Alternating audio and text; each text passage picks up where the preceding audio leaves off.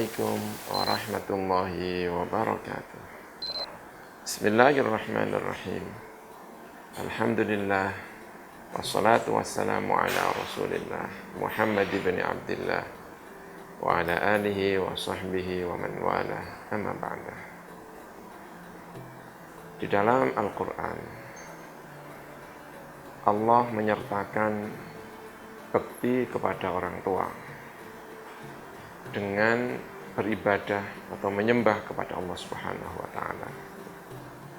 Hal yang menunjukkan betapa pentingnya berbakti kepada orang tua, sopan santun kepada orang tua, sehingga posisinya disejajarkan dengan ibadah kepada Allah Subhanahu wa Ta'ala. Wa qadha rabbuka alla ta'budu illa iyyah wa bil walidaini ihsana. Allah telah memerintahkan dengan sangat-sangat keras agar beribadah kepada Allah dan agar berbakti kepada orang tua. Ini yang salah satu akhir-akhir ini perlu mendapatkan perhatian. Salah satu pemicunya adalah karena perbedaan antara orang tua dan anak. Anak memiliki pandangan yang berbeda dengan orang tua. Dalam agama Islam, dalam fikih kita, jika ada perbedaan pendapat, maka harus dilihat. Pertama, apakah orang yang hendak menyampaikan pendapat sudah benar-benar tahu apa yang akan ia sampaikan. Orang yang melakukan amar ma'ruf nahi mungkar harus tahu secara persis apa yang hendak ia sampaikan. Jangan sampai apa yang ia sampaikan ternyata tidak sesuai dengan apa yang digariskan dalam Islam. Ini terutama sekali jika disampaikan kepada orang tua. Kepada orang lain harus hati-hati, kepada orang tua jauh lebih hati-hati. Jangan sampai hanya karena perbedaan pendapat, lalu perbedaan pendapat itu membuat kita tidak berbakti kepada orang tua. Ada cerita tentang Asma binti Abu Bakar datang kepada Rasulullah SAW, menceritakan kepada Rasulullah, ibu saya datang ke Madinah Rasulullah dalam keadaan musyrik. Apakah saya harus berbakti kepadanya? Lalu Rasulullah mengatakan, iya, kamu harus berbakti kepadanya.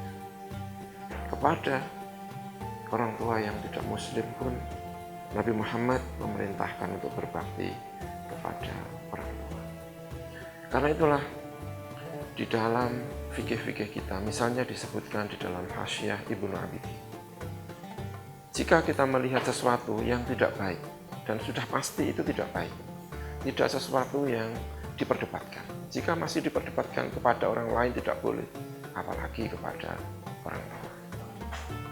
Kalau melihat sesuatu yang tidak baik,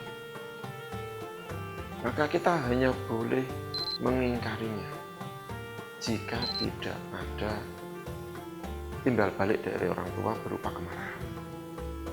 Kalau orang tua kemudian kelihatan marah, maka sudah tidak boleh lagi amar ma'ruf nahi mungkar.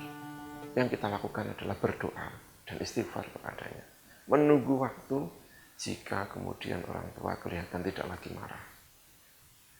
Etika sopan santun ketika kita melakukan amar ma'ruf nahi mungkar kepada orang tua. Kalau permasalahan itu masih diperdebatkan, yang satu misalnya mazhabnya Imam Syafi'i, yang satu mazhabnya Hanafi, yang satu mengikuti Asy'ari, yang satu mengikuti Hambali.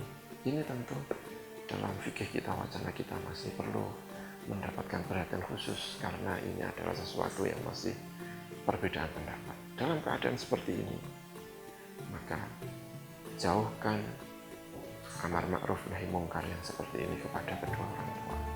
Karena begitu pentingnya kita berbakti kepada orang tua. Sehingga Nabi pernah suatu saat datang seorang laki-laki kepada beliau, Rasulullah, saya kepingin jihad.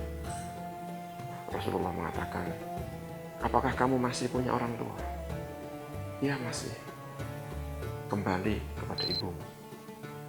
Berbaktilah kepada ibu. Datang lagi orang itu, menyampaikan hal yang sama, saya kepengen jihad Rasulullah, bekti kepada ibumu.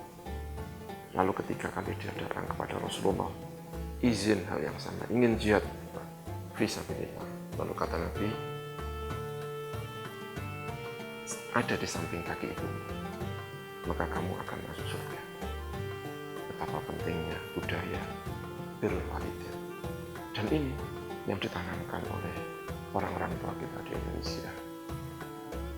Berbakti kepada orang tua, budaya berbakti kepada orang tua di Indonesia ini luar biasa.